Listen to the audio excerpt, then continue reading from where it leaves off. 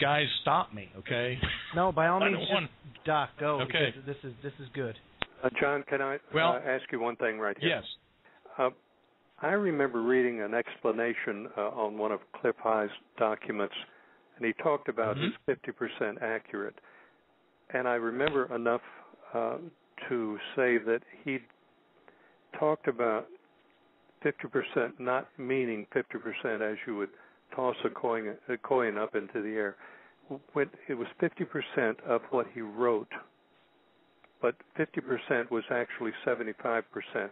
I don't remember enough about that. I will research that. But it was his actual accuracy was quite a bit higher than the normal 50%. Does that make any sense? I'm stumbling on that.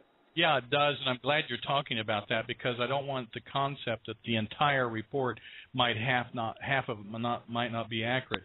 What I think he's really referring to is that the detail part, meaning maybe like the specific day of November 3rd might end up being November the 4th instead, which means his November 3rd date was incorrect, right? So in the detail, he said that he's 50% half and half. But overall, with themes and kind of the nuances and venues that we're talking about, he hasn't really been very incorrect at all.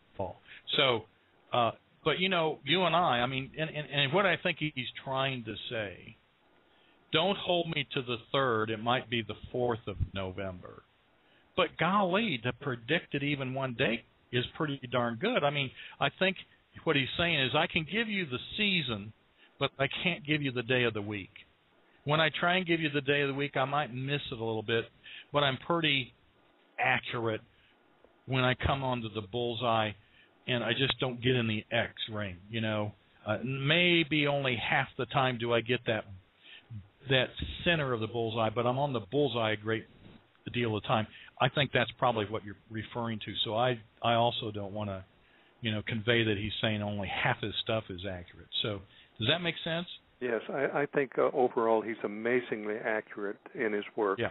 I'm very impressed and feel like we should really study his documents, not read them, but study them over and over.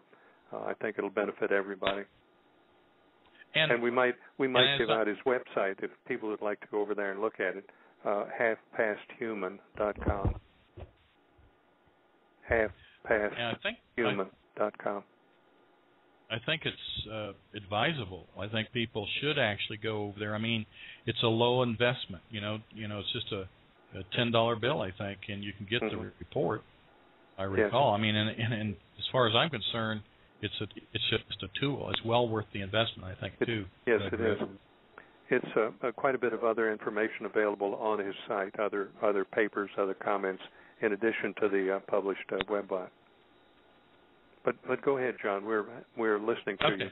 Yes, it's really interesting. Well, in other words, I think this is going to be a time where we're going to have this bumpy road coming up in this transition in November, and I mean that. And at least I mean by that bumpy. I mean it's going to be, you know, bumpy as a minimum. I mean there's going to be some huge bumps, but the powers that be have used this period of night to hide their deeds they've been doing, as the calendar might be indicating, and are going to have some trouble getting away with what they've been doing. And so this calendar is kind of indicating to us that it's going to start coming to light. We're going to talk about that starting to maybe look like the way we're going. But what happens when you start cornering a bobcat? You know, you better be ready for a fight, because that cat ain't going to roll over and play dead when it gets boxed in the canyon. You know? That's right. That's right. And so that's what I mean by bumpy. Although they might be getting exposed to some light, that just means they might be pretty vicious. And so, you know, they've got some very, very powerful weapons. And I don't mean weapons of bullets and high-tech technology for war. I mean in all avenues of our lives, whether it be energy, food, shelter. I mean, their weapons have a lot to do with controlling everything in our life. So I'm not going to get into that, but I'm going to continue here with saying that this period of transition also applies in the theme for each of these periods, day and night. It could apply to stuff like the fact that the fiat and corrupt money system is going to be facing this transition, where it was able to exist in the time period of a night because it was fake and occultic. Now it's going to be kind of like cause all kinds of monetary fraud to be revealed for the fact that it's just fundamentally flawed. Right. And we're seeing it. I don't even have to get into the news, but we're going to be talking about what all's going on and how it all connects to this report, how the calendars picked that out, and more stuff here that I probably can get on tonight. But as each of these day-night cycles represent, like karmically, they're representing a period. So the period that we are in right now is ending in this November. It is ending that period of time that it reflects a period of time that came to an end in 1972. Well, what period of time was it? It reflected 1962 to 1972. So what was that period like? Let's kind of kick that around a little bit, because that can kind of give us an idea of how accurate this calendar might be because of what it was saying it was a period like. And so here's some of the stuff, okay? Back then we had President Kennedy, who was young. He was an Irish Catholic, and his presidency reflected some kind of potential religious overtones and controls from the Catholic Church, right? Well, President Obama had this young, charismatic cult following that was almost religious too, right? Correct. And he even has a more deep and hidden ritualistic overtone. I mean, it's very dark. It's even more jaded, I think. I mean, at least as far as I know, Kennedy was a citizen. I mean, and all this stuff that he did to take office all then got, hidden. So very characteristic of the period. But also, Kennedy was assassinated. What have we been hearing about Obama? I mean, right out of the lips of, right as he got in, I've heard over and over, this man could get himself killed. Well, the only reason really, and I'm not talking about the masses killing him, guys. Who killed Kennedy was not the people. They may want us to think that. Who did he not have mad at him? He had the mob mad at him. He had the CIA mad at him. He had the military mad at him. And one of the other guys that still exists, the banking system, hated him. And so really, if you were going to say if Obama were to follow the rules of the boys that are in charge of him, more than likely he won't be assassinated. But if he were to follow in the steps of Kennedy today, and let's say to fix the monetary problem he would do what he should do. What should he do with our monetary system? What's the voices of the people been saying? It's been in the Fed. Do you know what had happened to Obama if he did that? Same thing that happened to Kennedy. Yeah. Right. Well, the 60s we had this revolution against illegal wars, and today we still have that revolt and that disgust in the populace against the same thing. Do we have a legal war over there? No, we had all this fake information, blah, blah, blah. But Russia had its war in Afghanistan. Then now we're having a war in Afghanistan. Do you kind of see how this stuff is going? But here's a really good one. We had during that period in time that it's reflecting a personage that was very important geopolitically. Not for me religiously, but just geopolitically. And we had this fellow by the name of John Paul I.